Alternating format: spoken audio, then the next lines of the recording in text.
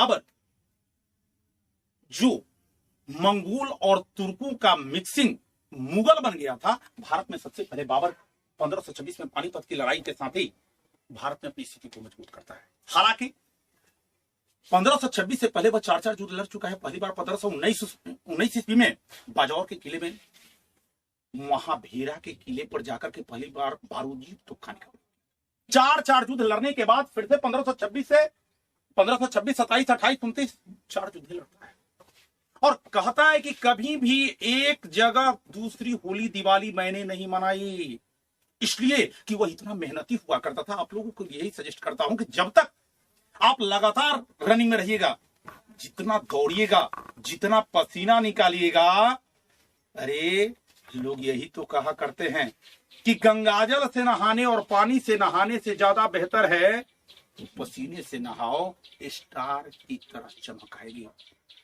और बाबर ऐसा करता है। बाबर अपने क्षेत्र फरगना में, जहां पर उसके पिता राज्य किया करते हैं, अफगानिस्तान के क्षेत्रों में, वहां पर अपने चाचा से लड़ते लड़ते परेशान हो जाता है। अतः वह वहां से भाग करके, और तब तक उसको मौका मिल जाता है भारतीय चमचे लोग इब्राहिम खान लोदी, जो भारत का सुल्तान हुआ करता था सल्तनत काल में, उसी के चाचा आलम खान लोदी और दौलत खान लोदी उसे निमंत्रित कर देते हैं। और कहा जाता है कि राजपूत शासक राणा संगा भी उसे निमंत्रित कर देता है। और वह मौका चाह ही रहा था, तब तक बाबर यहां पर आता है। बाबर को मौका मिल गया।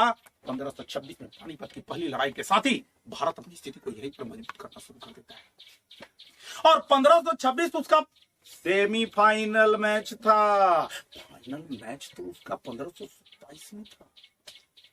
खानवा का युद्ध, 28 चंदेरी का युद्ध और 29 में घाघरा के युद्ध के साथ ही पूरी तरह से भारत में अपने आप को स्थापित करने का एक बहुत सुनहरा मौका दिया। लेकिन बहुत अधिक दिनों तक उसके भाग्य में नहीं रहा और 1530 में उसकी मृत्यु हो जाती है। और तब उसका पुत्र हुमायूं शासक बनता है। गिरते प्रत्यय चला गया, जिसकी चर्चा कल किया था। और हुमायूं का पुत्र जो अकबर होता है, गजब का शासक होता है। 1542 में जन्म लेने के साथ ही इसकी जिंदगी कष्टपूर्ण व्यतीत होती है। इतनी कष्टपूर्ण जिंदगी व्यतीत होती है अकबर की कि अकबर 1542 में जन्म के साथ ही अपने चाचा अस्करी के साथ लगातार रह करके और इतना ज्यादा संघर्ष में जीवन व्यतीत करता है, चूंकि इसके पिता हुमायूं को शेर शाह सूरी ईरान फारस तक भगा दिया था, जिसकी वजह से यह इसकी जिंदगी लगातार संघर्षपूर्ण रही। लेकिन यह संघर्ष इसका इतना काम आया, कहा जाता है कि 9 वर्ष की अवस्था में 1551 में पहली बार गजनी की सूबेदारी सौंपी गई। अब बताइए, 9 वर्ष की अवस्था हमारे यहाँ खेलने में व्यस्त रहते हैं बच्चे, और जो गजनी का सूबेदार रहा हो, आने वाले दिनों के लिए गजब की स्थिति उसकी होगी। और वह लगातार लड़ने लगा और अपने पिता को यानी हुमायूं को जिसने भगाया था, उसी के वंशज सूरवंश को अंत करने में महत्वपूर्ण भूमिका निभाया। मछुआरा का युद्ध लड़ता है और फाइनल मैच तो हेमू के साथ 1556 के पानीपत के प्रथम युद्ध में बाजी मारता है और भारत की बादशाहत को कब्जे में कर लेता है। हुमायूं आता है लेकिन वह फिर भी जिंदा नहीं रहता। कहा जाता है कि जिस तरह से 1530 में गिरते पड़ते आया, वैसे ही 1556 में उसकी मृत्यु होती है और वह जिंदगी से सदा के लिए विदा हो जाता है। लेकिन अकबर ने जो मुगल वंश का नींव डाला था, वो इतना मजबूत नींव था कि न केवल अकबर बल्कि आने वाले दिनों में 1707 तक महत्वपूर्ण शासक औरंगजेब ने, और कहा जाता है कि 1857 तक बहादुर शाह जफर ने मुगल वंश पर अपनी दबदबा कायम रखी। हालांकि 1707 के बाद धीरे धीरे इन लोगों का पतन शुरू हो गया। एक चीज सबसे बड़ी समस्या है, अकबर के मरने के साथ ही 1605 में मरने के साथ ही जहांगीर शासक बना। अकबर जहांगीर को बहुत प्रेम करता था, बहुत मानता था, इतना ज्यादा मानता था। अकबर सबसे ज्यादा धर्म मामलों में सूफी संतों से ज्यादा प्रभावित था, जिसमें शेख सलीम चिश्ती से ज्यादा प्रभावित होने के चलते जब जहांगीर का जन्म होने वाला था, जिसके बचपन का नाम सलीम था, जाकर के रख देता है शेख सलीम चिश्ती की कुटिया में उसकी मां को, ताकि जन्म हो शेख सलीम चिश्ती की। और ऐसा होता भी है, शेख सलीम चिश्ती की कुटिया में सलीम का जन्म होता है और इतना लाड़ दुलार से पालता है अकबर उसे, इतना सलीम को प्यार करता है कि ये सलीम जो होते हैं सूख हो जाते हैं, इनको लोग सोखू बाबा के नाम से भी जानते हैं, और इतना शौक हो जाते हैं कि किसी की बात नहीं करते। इतना ही नहीं, अब धीरे धीरे तो यह होने लगा था कि अपने पिता के खिलाफ कई कई विद्रोह कर दिए थे, और अप्रत्यक्ष रूप से विद्रोह करके उनके खिलाफ साजिश रच करके फिर से माफी मांग लिया करते थे।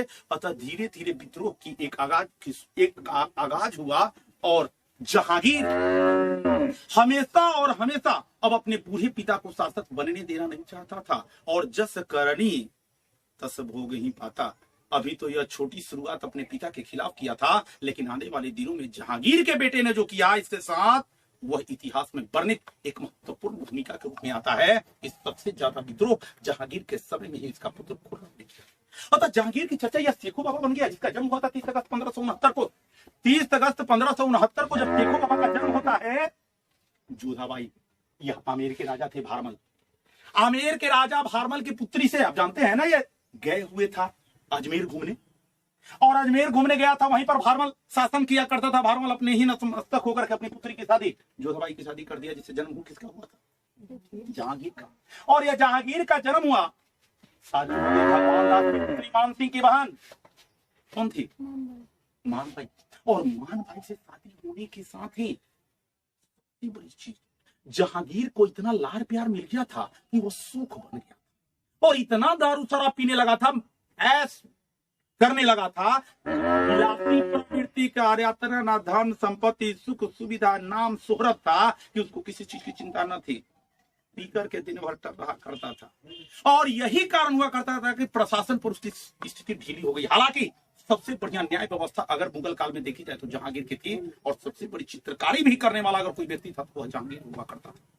हिंदुओं के लिए अलग से जज नियुक्त करके, और चूंकि उनको मुस्लिमों का कृपा पात्र न बना पड़े, इसलिए श्रीकांत को जज नियुक्त कर दिया ताकि उनका ये न्याय करेंगे, मुस्लिमों पर इन्हें आश्रित रहना पड़ेगा। 1612 में यह पहली बार हिंदुओं के त्योहार में भाग लेता है। हिंदुओं के साथ समन्वय की नीति अपने पिता अकबर के जैसा करता है, या राजपूतों के साथ वैवाहिक संबंध स्थापित करता है, या निश्चित रूप से पिता की बातों को, पूर्व की बातों को देख करके आगे बढ़ने की कोशिश करता है। लेकिन सबसे बड़ी चीज यह सुख जो हो गया था, शेखू बाबा जो सुख बन गया था, किसी की बात नहीं सुनता था, यह सबसे बड़ी समस्या थी। कहा जाता है कि अली कुलीफे बेग, जिसे शेरे अफगान यानी एक शेर मारने के उपलक्ष्य में शेरे अफगान की उपाधि जहांगीर ने दिया था, उसकी पत्नी का नाम था मेहरुनिसा। और मेहरुनिसा से जिस शेरे अफगान की शादी हुई थी, कहा जाता है कि नौरोज के एक अवसर पर, पर्व पर एक बार मेहरुनिसा को जहांगीर ने देख लिया और उसे पसंद आ गई, और किसी भी तरह से प्राप्त करने के लिए शेरे अफगान को मारने की कोशिश कर दिया। और वही हुआ। 1607 में कहा जाता है कि शेरे अफगान की हत्या करवा दिया, और 1611 में मेहरुनिसा से शादी करने के साथ ही नूर जहान का नूर यानी प्रकाश, नूर महल की उपाधि दिया।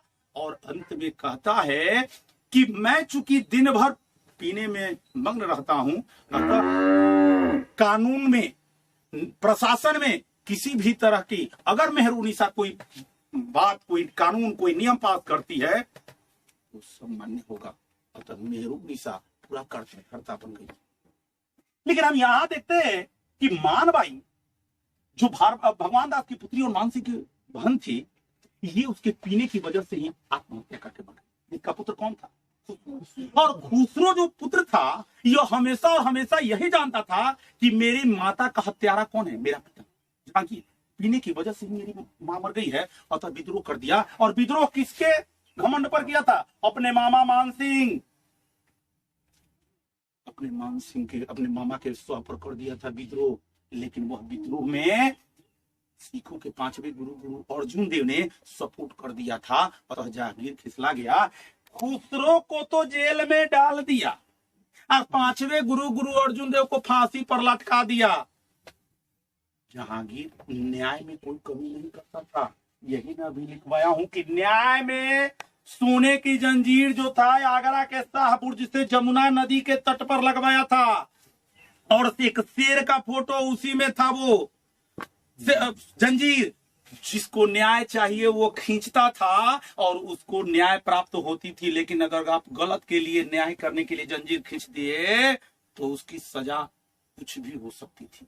यानी न्याय में सबसे पारदर्शी व्यक्ति हुआ करता था। दूसरी पत्नी थी जगत गोसाई। अब दूसरी पत्नी जगत गोसाई थी जिससे जन्म हुआ था खुर्रम का, जो अगला शासक भी बनता है शाहजहां के नाम से। दूसरा शासक बनता है शाहजहां के नाम से, और यह जगत गोसाई जोधपुर के शासक मोटा राजा उदय सिंह की पुत्री हुआ करती थी। यह अब समस्या यूं हो गई कि यह ज्यादा योग्य था, खुर्रम ज्यादा योग्य था, अतः मेहरुन्निसा की वहां पर स्थिति, जिसे नूरजहां की उपाधि मिली थी, उसकी स्थिति कमजोर पड़ गई थी। खुर्रम के सामने उनकी स्थिति कमजोर पड़ रही थी, अतः एक काम किया उसने। मेहरुन्निसा ने सोचा कि अगर शाहजहां शासक बन जाता है, खुर्रम शासक बन जाता है, तो हमारी स्थिति कमजोर पड़ जाएगी। अतः उसने जहांगीर के पुत्र शहरयार और खुद की पुत्री यानी मेहरुन्निसा की पुत्री जो शेरे अफगान से शादी हुआ था, लाडली बेगम की शादी करवा देता है और उसको चाहता है कि किसी भी तरह शासक कौन बन जाए, उसका शहरयार। यानी शहरयार कमजोर था, चरित्र से भी गिरा हुआ था, और अब चाह रहा था कि अगर वह बन जाए तो मेहरुन्निसा हमेशा के लिए हीरो बने, लेकिन ऐसा हुआ नहीं। और जैसे ही शहरयार को खुर्रम ने पूरी तरह से हत्या करके समाप्त कर दिया, खुर्रम ऐसा हीरो बन गया कि अब उसको रोकने वाला, शासक प्रशासन बनने में, शासक बनने से रोकने वाला कोई नहीं रह गया। शासक बनने के साथ ही शाहजहां ने सबसे बड़ा अगर काम किया तो वह वास्तुकला। इतना ज्यादा काम किसी ने नहीं किया जितना शाहजहां ने।